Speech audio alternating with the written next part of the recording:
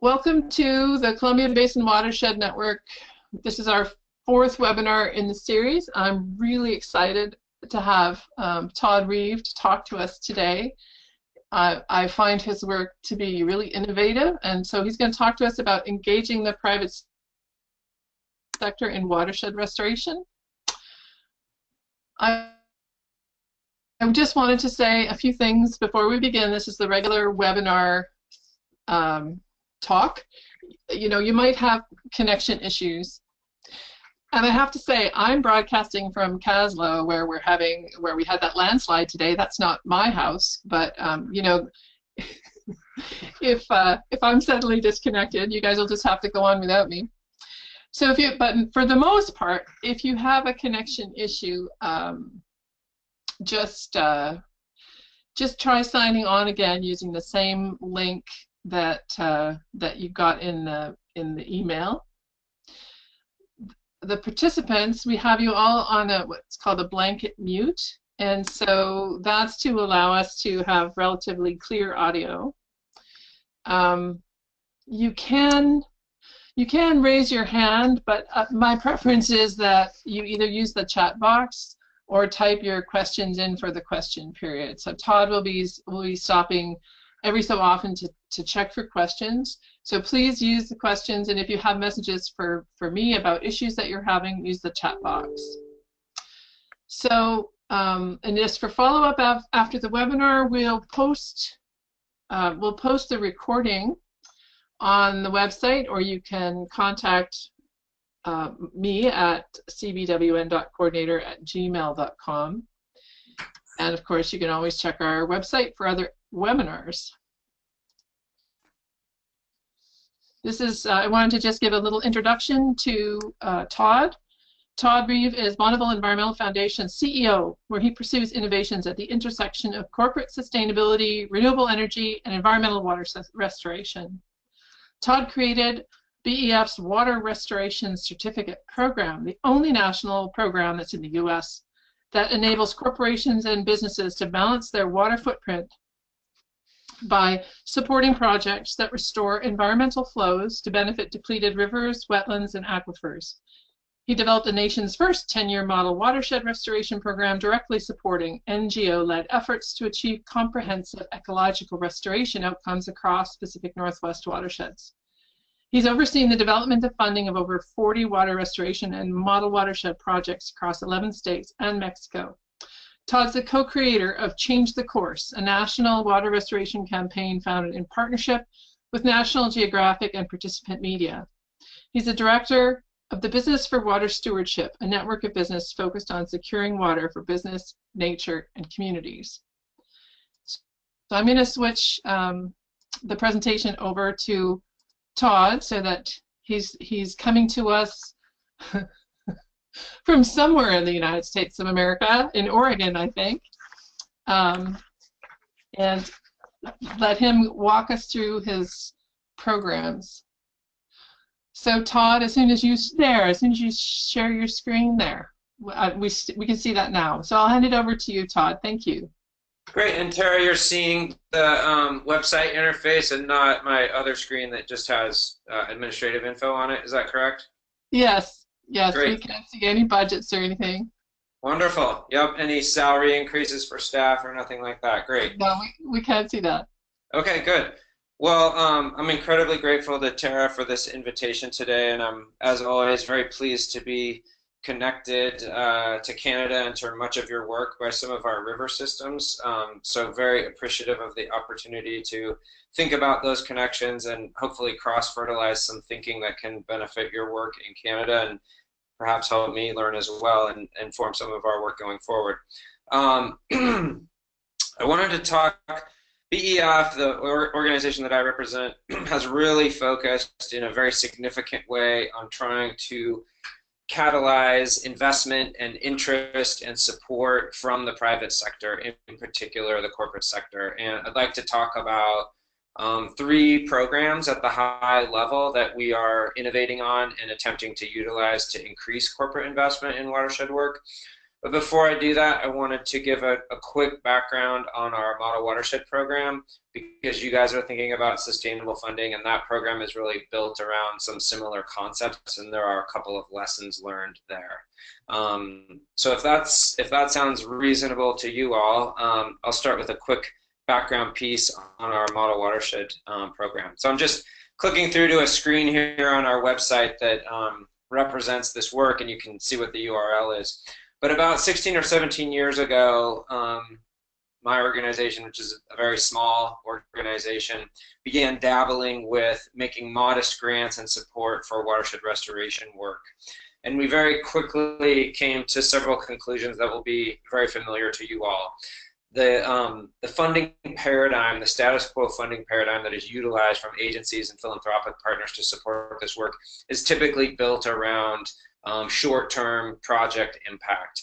And that's really good at helping a funder vet a project and identify, where the dollars and cents will go and when the project will be implemented, etc. And it's likely the very worst possible model that a funder could use to invest in holistic, integrated watershed impact. And so after we started dabbling in this arena 16 or 17 years ago, we started kind of coming up empty, where our grantees, our project partners, the best they could do was to deliver a single project over a year or two, and then express their gratitude to us and ask for additional funding, and try and start that cycle all over again. So very early, our board sort of concluded that we were a part of the problem. If we were investing short term on project by project actions, we really were just reinforcing the shotgun approach to scattered random acts of kindness spread across these vast watershed ecosystems. So we kind of pulled back and looked at what the challenges were, what the opportunities might be to overcome them, and we came up with a 10-year approach that we called our Model Watershed Restoration Program. And I'll just really quickly talk about this, but kind of two fundamental elements. One, we wanted to establish partnerships, and we wanted to make commitments to fund that work over a decade. With annual grants going out each year to support not projects, but a programmatic approach. And so we were uninterested in what our dollars were spent on. We were interested in underwriting and reinforcing an integrated, long-term strategic watershed restoration program. And so we established probably 17 or 18 of these model watershed partnerships across the Pacific Northwest region, and also supported work in California and Utah to learn how could an approach like this function. And a couple of takeaways. We were correct that the short-term piecemeal funding was a significant limitation, as you all know, for all the reasons we're aware of: rampant staff turnover, inability to sort of plan long-term and complex projects, inability to really ramp up landowner outreach and scale projects if you don't know where your money's going to be coming from, inability to monitor and adapt and understand what impacts you're having on the landscape. So we're able to confirm that all of those things appeared to be true. But we also uncovered all sorts of additional challenges, associated with long-term monitoring, with about leveraging additional funds, with what happens after the 10-year commitment ends up, etc. And we still work on that today. But the reason I wanted to sort of highlight this piece of the puzzle from BEF is we initiated this work with the notion that our current funding paradigm and our NGO landscape is not the right size tool to deal with these massive watershed challenges that we look at when we're dealing with thousands or tens of thousands of acres, and project restoration timelines that are going to require many, many decades. And so we felt that if we pioneered an approach like this, if we learned from it and we disseminated it, perhaps other funders and agencies could pick it up, and this would be a part of a solution to help sustain investment in more high-impact, longer-term watershed restoration activities. So over the course of the last 15 years or so, we have partnered with a number of private philanthropic funders and an agency funder or two that have embraced this approach. And I just wanted to sort of highlight how there has been a trickle-down benefit of this thinking. And in particular, 3 philanthropic entities based in the Northwest. One, the Mara Memorial Trust, which is the largest funder in the state of Oregon. Another is the Russell Family Foundation, which is a significant funder in Washington, and the Laird Norton Family Foundation, which funds across several states. Each of those parties worked with us and built out a 10-year approach where They worked with partners on the front end to establish relationships, to map out what a multi-decade strategy would be, and ultimately then earmarked budget over a decade to support the programmatic foundational work that would be necessary for those NGOs or those NGO partnerships to scale up this work.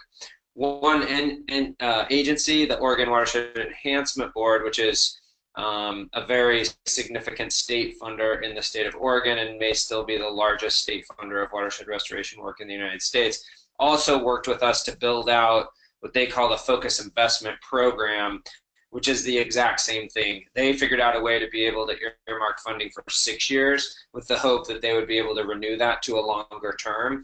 But working with partners to step away from that project by project approach and really identify, what is the long-term impact that these NGO groups are trying to achieve? How can a funder be a catalyst and support foundational work to sort of float all those boats and sort of give that effort the opportunity to achieve longer-term scaled impacts? So I just wanted to give that as by way of a background. That program to date has not been able to engage any private sector investment, and for good reason.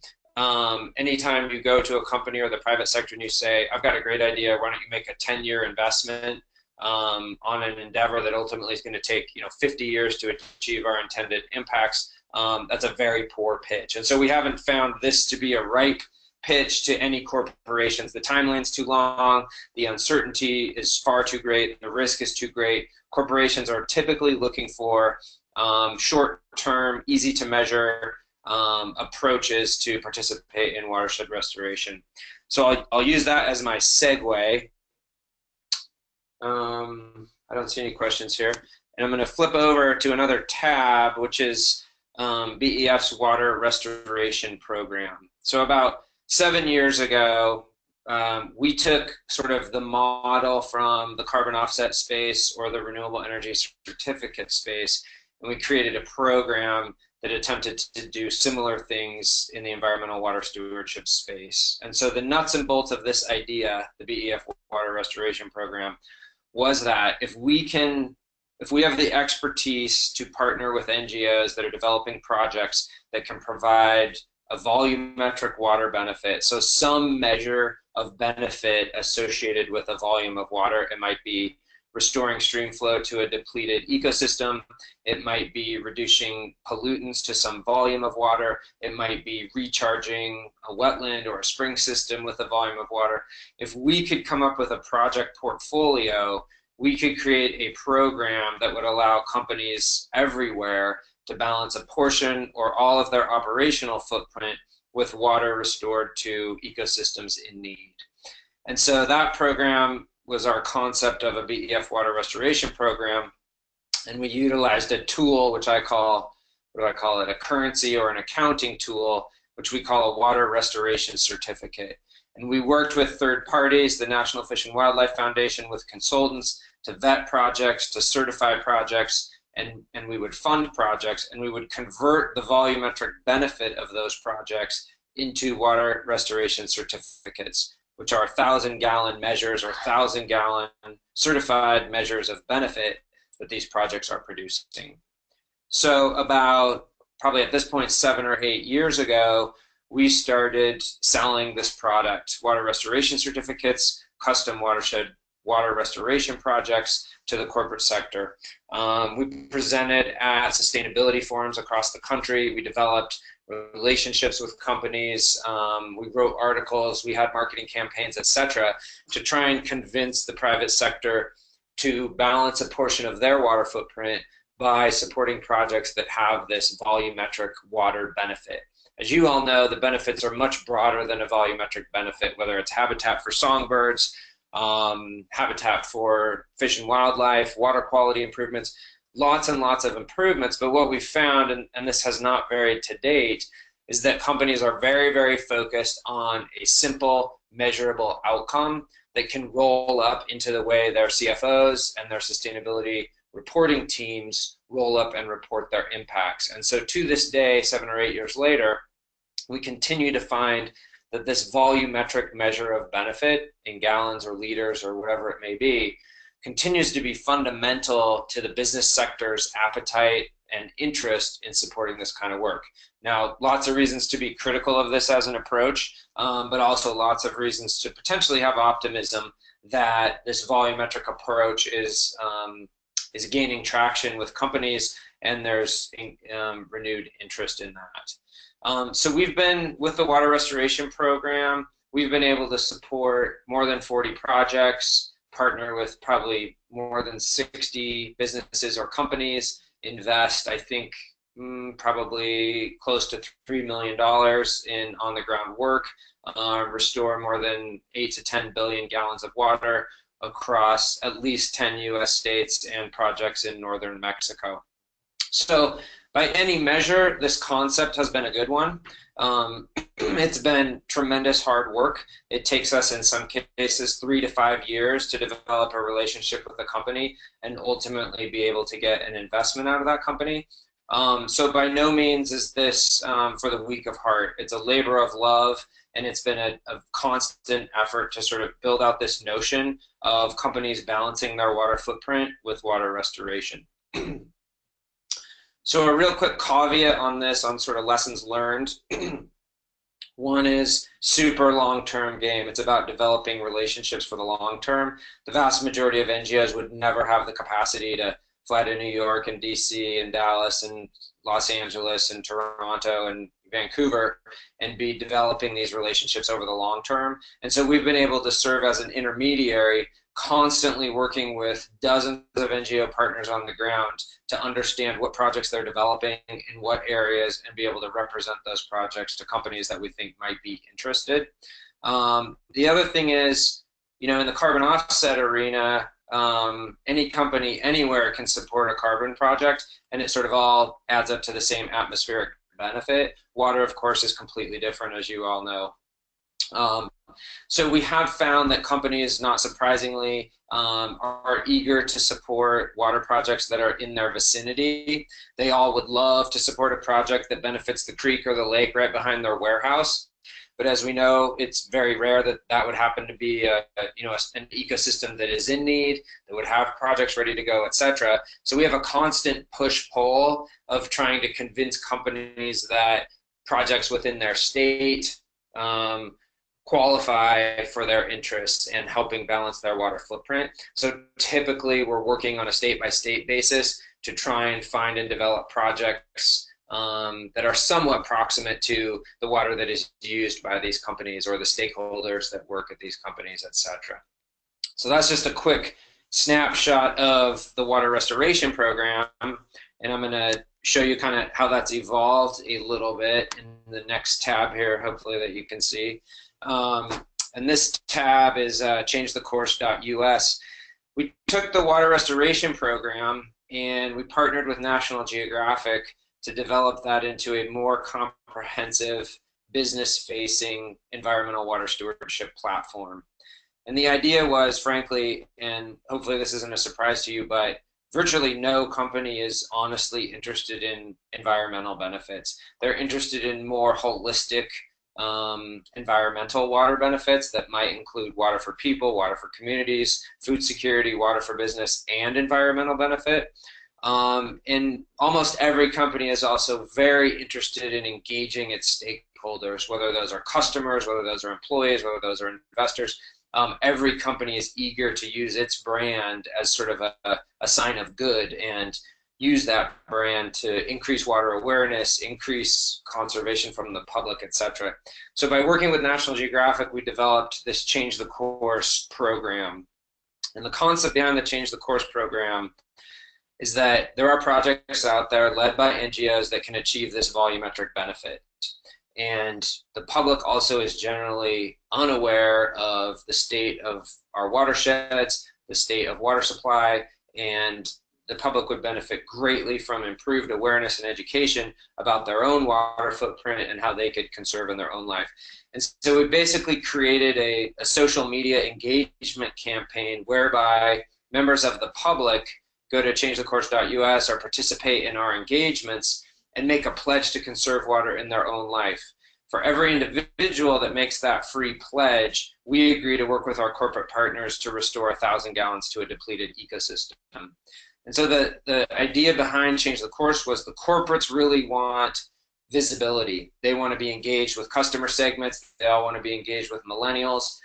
They very much value that. And if we could bring together a campaign that would profile these companies, that would showcase to these customer constituents that these companies are good actors and that they're restoring water, that would entice more and more companies to participate in ultimately what we wanted, which is investment in NGO-led projects that can restore flows and benefit ecosystems.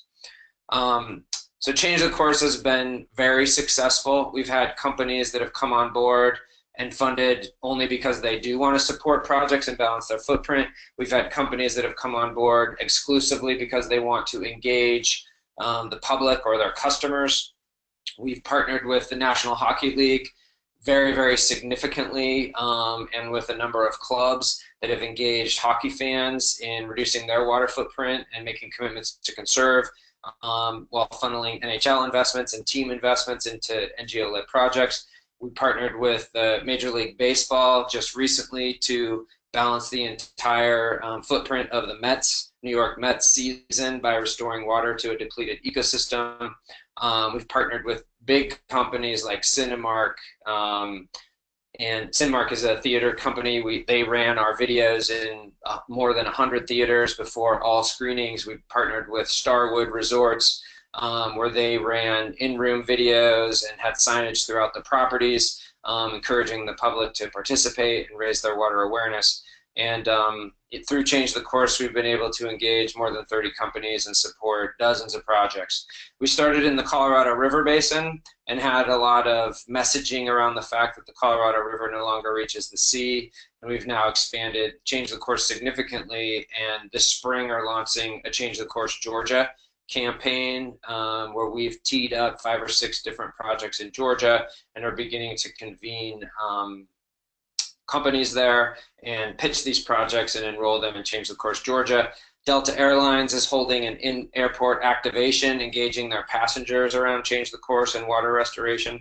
And so it's been a very successful campaign. I invite you to go to changethecourse.us and poke around. This is the public-facing portion of the site, which is attempting to engage the public in water awareness and in Change the Course. So I would say generally, some companies are not interested in being a part of a broader campaign like Change the Course. Some are more specifically interested in simply supporting the water restoration projects. And this has given us 2 platforms to try and engage the private sector in watershed restoration work. So the next, let's see if I get this right. Nope. The next sort of innovation I wanted to talk about is what we're calling the project bank. And I tripped over to a new tab here on the screen. This is in partnership with an NGO group called River Network. And the idea here is our capacity has been stretched way too thin in the arena of scoping projects for corporates. And we are now unable to keep up with the corporate interest that exists in terms of different regions. And so we partnered with the River Network to develop what we're calling the Project Bank. And the Project Bank, what you see here on the screen, or will soon see, is a representation of the projects that we've been able to fund with corporate investment thus far.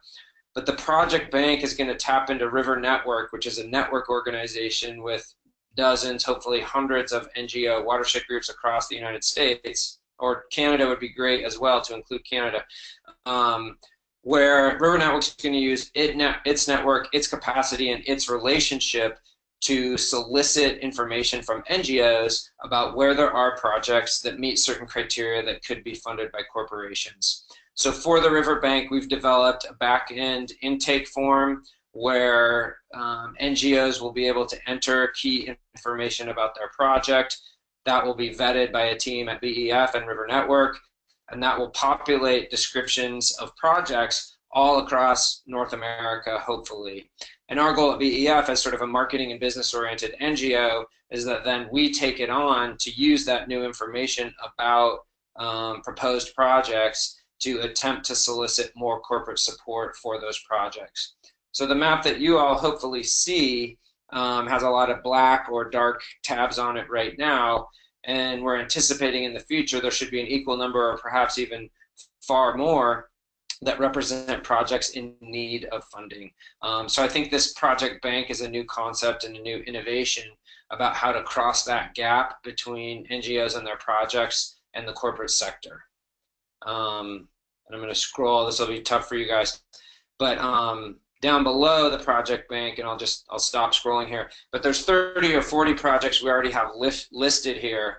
And if you click on these, it represents the attributes of the project, where it is, who the partners are, how much money was invested, what the volumetric benefit is, what the storyline is. And most of these that are represented in front of you right now are already funded, but the project bank is going to represent many, many more projects. And you see at the top of the screen, hopefully, there will be the ability for corporate partners or even BEF to sort by region, to sort by project benefits, to sort by project type and project opportunity. So this will be interesting. It'll be a huge help to us at BEF as we're constantly engaging with new companies and new locations that are asking about what types of projects they could support. And just our capacity is not adequate to be able to investigate projects across every state or every region. So we're hoping that this will really build out our knowledge of what types of projects we can represent to corporate partners and grow this impact. One more, and I invite you guys, this is on the businessforwater.org/project site. It's really fun to scroll down here, and it's makes me feel really good about the work that we've done to see how many NGOs, how many locations, how many projects we've already been able to support. So I'm going to go to one final tab here. So all of this that I've been describing, BEF's Model Watershed Restoration work, our water restoration certificates and program, our change the course work, all of that as time went on was beginning to comprise a broad platform of areas in which the private sector could invest in environmental water stewardship or watershed restoration. And just this past spring, we rolled all of BEF's water work up into what you see in front of you now, which is the Business for Water Stewardship. So we basically created an umbrella brand around business-facing private engagement, private investment in watershed restoration and water stewardship. And through the Business for Water Stewardship website, we're attempting to provide sort of a Chinese menu of engagement points. We know some businesses, corporations are out there and they just want to learn what other people are doing. They're not ready to invest. They haven't even begun to develop an environmental water stewardship strategy.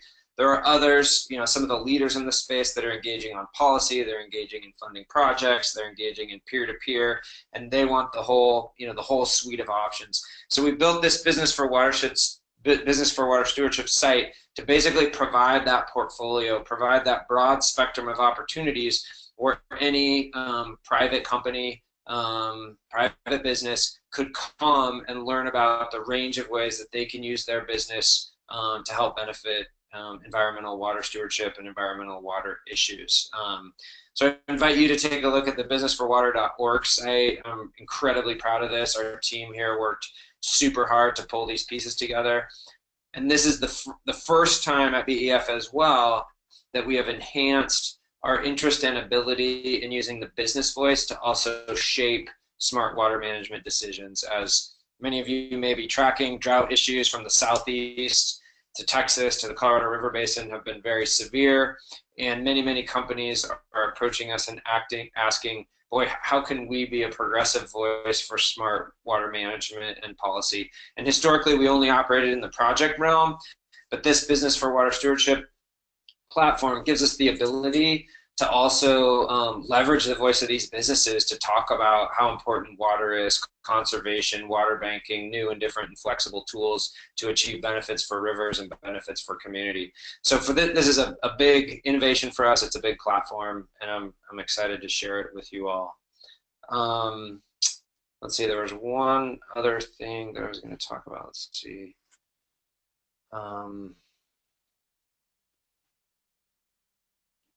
Oh, yeah. So, kind of state of corporate interest. It has been a very fascinating 6 or 7 years with lots and lots of hard work.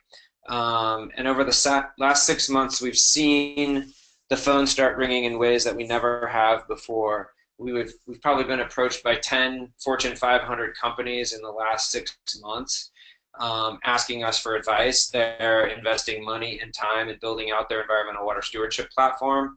And what I mean by that term, environmental water stewardship, is investing outside of their four walls, investing outside of their operational footprint.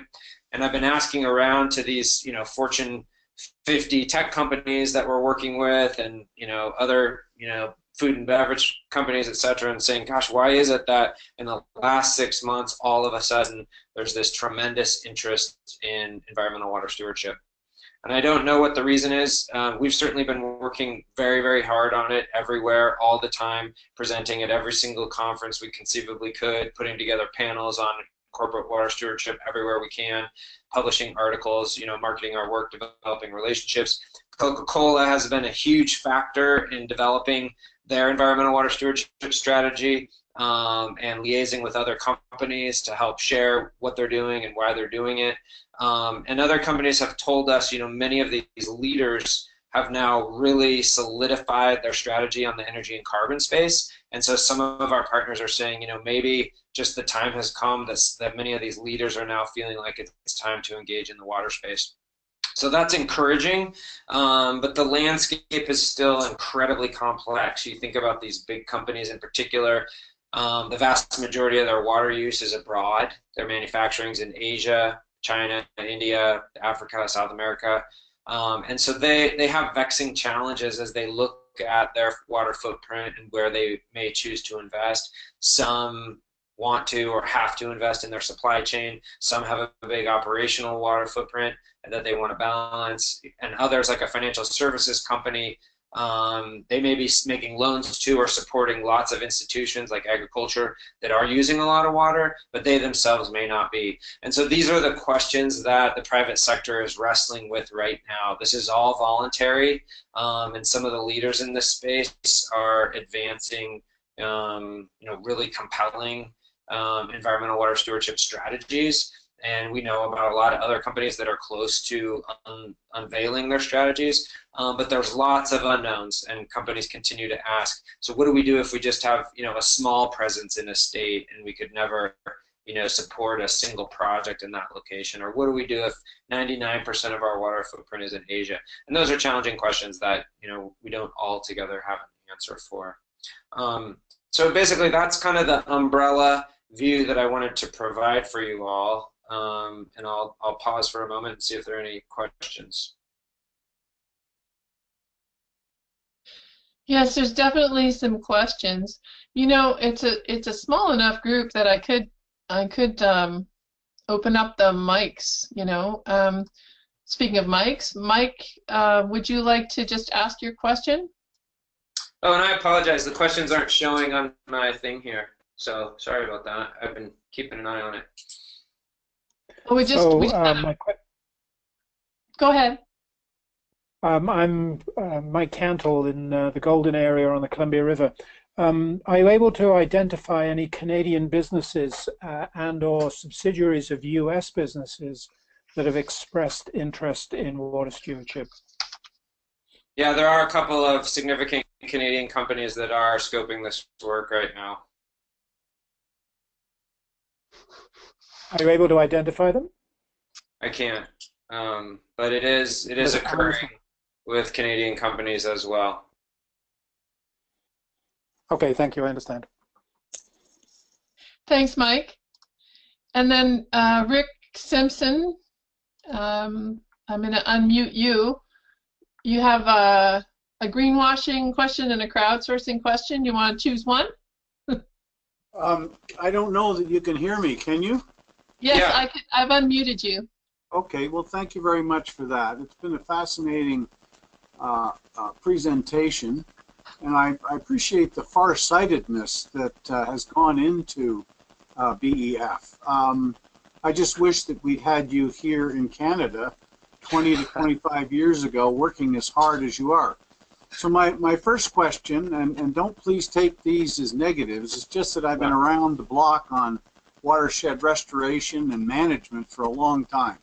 So my first question is, we hear much about it, but what, if any, has BEF's experience been with crowdsourcing for project investments? Yeah, that's a great question, and even today we're very much working on that. So that's a great question. So there are several Fortune 500 companies right now that are saying to me, it's almost more important for us to be affiliated with other leading companies than it is what the specifics are of the project that we support. So there's absolutely interest out there where companies are saying, we want to be a part of something. And whether that's a protective instinct of they don't want to go it alone and they think that will mitigate risk, or they just believe in collective impact, I don't know. But that is a very serious piece of the puzzle. We have been able to pull together groups of companies from time to time that we know have shared interest in a specific geography.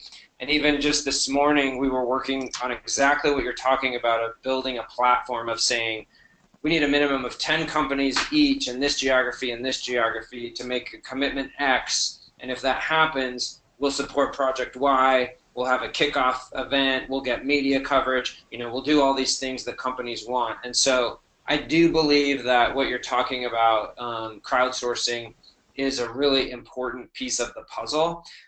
One of the really massive challenges is, and this is where it gets super harrowing, is these companies, if it takes 4 years for them to get budget allocated, then the next thing they tell you is they need to spend their whole budget in the first quarter, and so you're faced with knowing that all these companies want to do something positive in, let's say, a Canadian province or in a watershed, and then you find out that all of their attributes are mutually exclusive. Sort of, they want different project types and stories.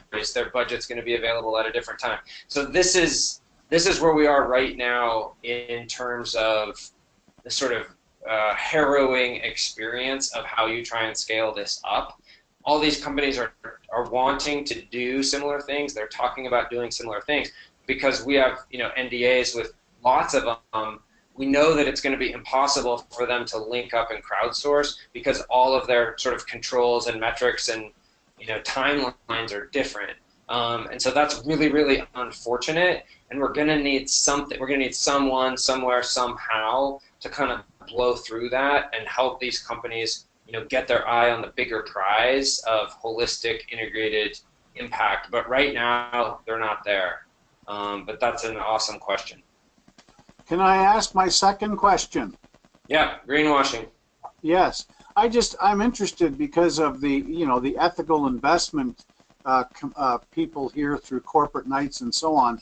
How does BEF, if at all, guard against greenwashing? Mm-hmm. Yeah, it's a great question. We've been, in and around and trying to stay away from greenwashing for our entire existence. So, a couple of things, and one is just the authenticity of the projects, right? So if we work with our third-party partners to certify a project, if we partner with NGOs, we absolutely believe that the project is real, that the benefits are additional, that it wouldn't have happened without the corporate investment, and that it has food security, community, environmental benefits. So that's one piece of it. The next side is we steer away from any conversations when it does appear like the company is looking for a massive marketing bang with a very tiny buck attached to it. And certainly those calls exist, right? Often with extractive resources companies and things of that nature, where you can tell people they're out shopping for, boy, with the minimum investment possible, how could we paint, the biggest possible banner of how great we are? And so we have a lot of discussions and phone calls with partners about, risk and reward of partnering with those types of folks. And then here's the third piece, which is fascinating. We've found, because this environmental water space is new and there is no best practices that everyone can figure out exactly what to do, in every case, we've found that companies are far more cautious in messaging than we anticipated. And in many instances, they're saying, we want to do something, but we don't want to talk about it. We're not ready. We don't have our environmental water stewardship buttoned up tight enough that we feel confident talking about this out loud. And so I would say the vast majority of our partners are sort of the opposite of greenwashing when they're saying, we see this trend emerging. We don't want to fall behind. We want to participate, But, you know, since we're early on our water stewardship journey, we're not convinced that we have all our ducks in a row. So we want to keep this quiet. So that's been very interesting for us. Thank you. Okay, I just muted you again there, Rick.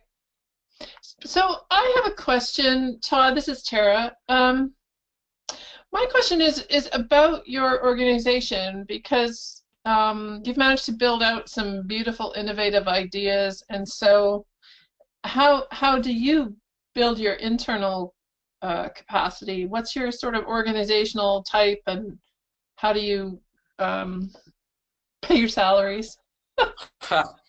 Yeah, well, we don't do a very good job of it, that's for sure. We have a very tight crew that's incredibly hardworking, passionate, and committed, like every NGO.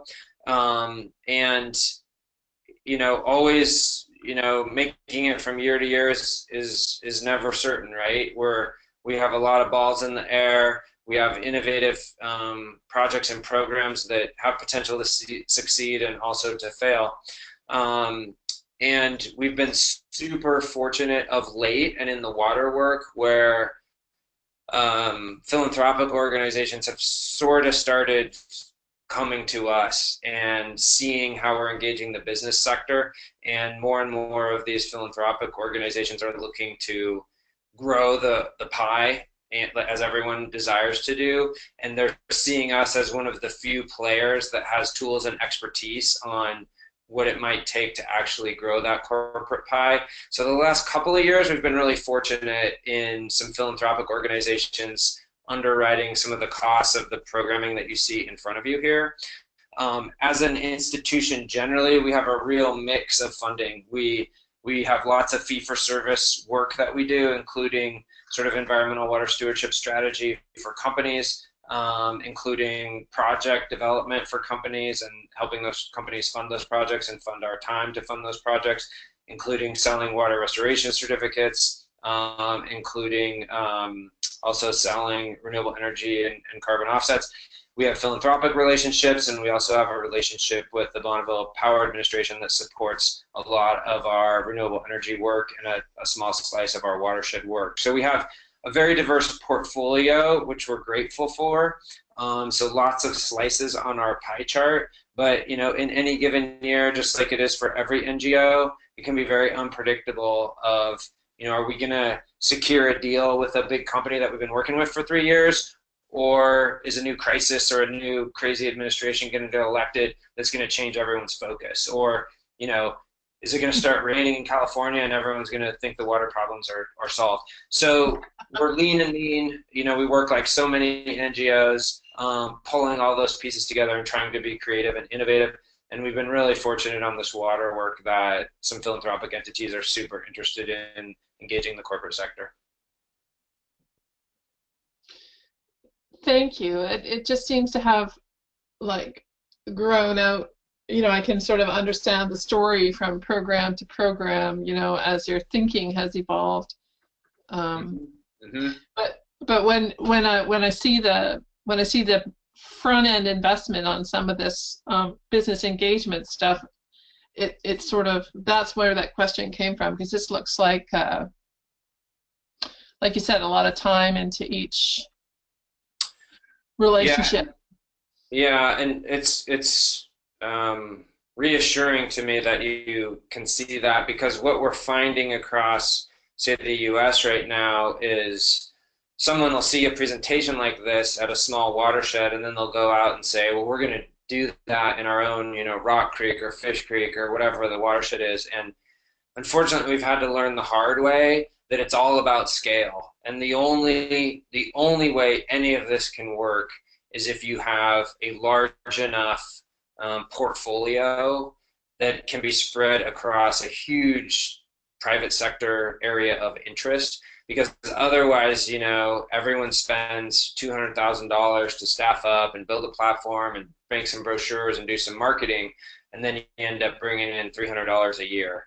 And so that's where I see right now a lot of excitement around ecosystem services and engaging the private sector. The real problem is it has to happen at scale. You have to be doing things that companies in really big cities, you know, international companies care about, or you have no chance of ever sustaining impact or investment. And as you guys know, the big problem there is you start investing a lot of time and money, and the goal, of course, is to funnel that into projects, and at best, then you're just covering expenses for marketing and outreach and that kind of thing. So there's a lot of slippery slopes built into this private sector investment work. Speaking as a Canadian, one might almost think that you could do it through corporate taxation, and Well, I know that's funny. So let's talk about that. There's an initiative that's being scoped right now in a U.S. state where there's a whole scenario of sort of 30-year environmental watershed investment that needs to occur, and of course it's completely unfunded, but it's been rolled into a state's plan, and so a big funder and the NGOs have scoped 3 possible scenarios to achieve that long-term outcome, and they are gonna try over the next 2 years to get an initiative passed whereby either there's a container tax of 1 cent on every beverage sold in the state, there's a tap fee, or there's a tourist tax. So, you know, we're going to be a part of that, and that's going to be piloted as one mechanism to sustain, I can't remember the number, but, you know, $100 million a year, you know, a big number of permanent watershed investment. So, you know, and then, of course, you guys are familiar with this sort of loose term of a water fund that's being thrown around in a lot of different places, and you know, there's lots to discuss about that as well, of if, how, and where the concept of a water fund can generate long-term funding, and it's certainly possible where circumstances are specific to certain needs of the private sector. Yeah. Well, are there any other questions? Looks like a couple of people here kind of got called away.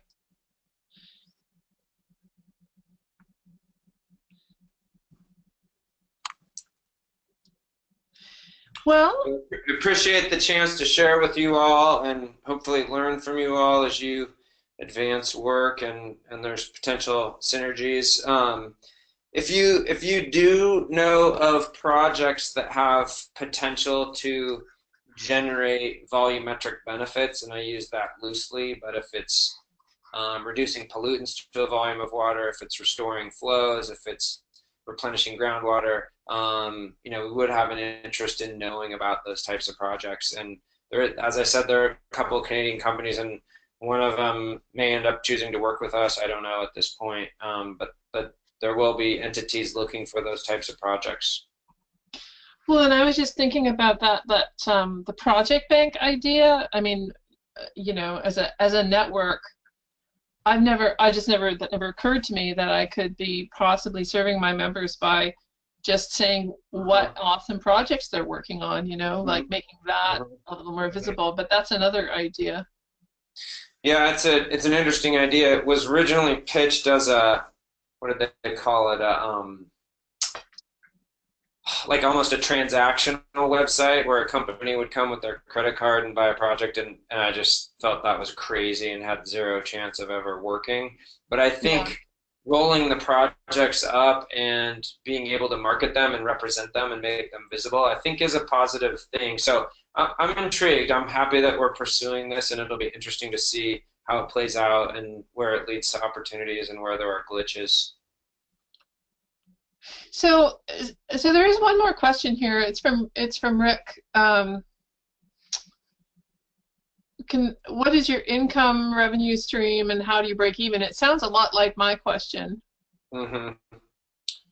Yeah. How do we break even? So let's see.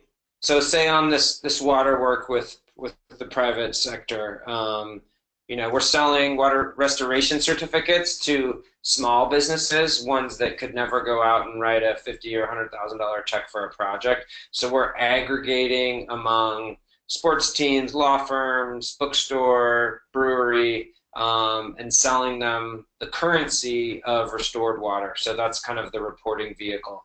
So that's a modest revenue stream. we are doing custom projects for larger investors where they're writing larger checks to support projects, which also provides a revenue stream. We're consulting with some companies that are paying us on an hourly basis to help them design their environmental water stewardship strategies. And then we have, philanthropic entities that have an interest in a region or a geography and are saying, boy, can you help, find $1 million of private sector money to invest in this watershed?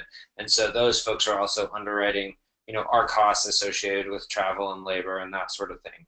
Yeah. Well, thank you. My And pleasure. then another, sorry, the questions are coming in now. Avery from Friends of Kootenai Lake says, our organization has a related project that would likely fit. We're waiting to finalize first phases. How would we contact you to see if our project would be eligible? Right.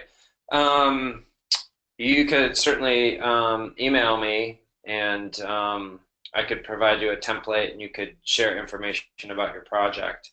So I'd be happy if you make the connection when you're ready. That'd be great. And I can, do you have my email, Tara, or should I just say it out loud, or what's best? Oh, I have it. Okay.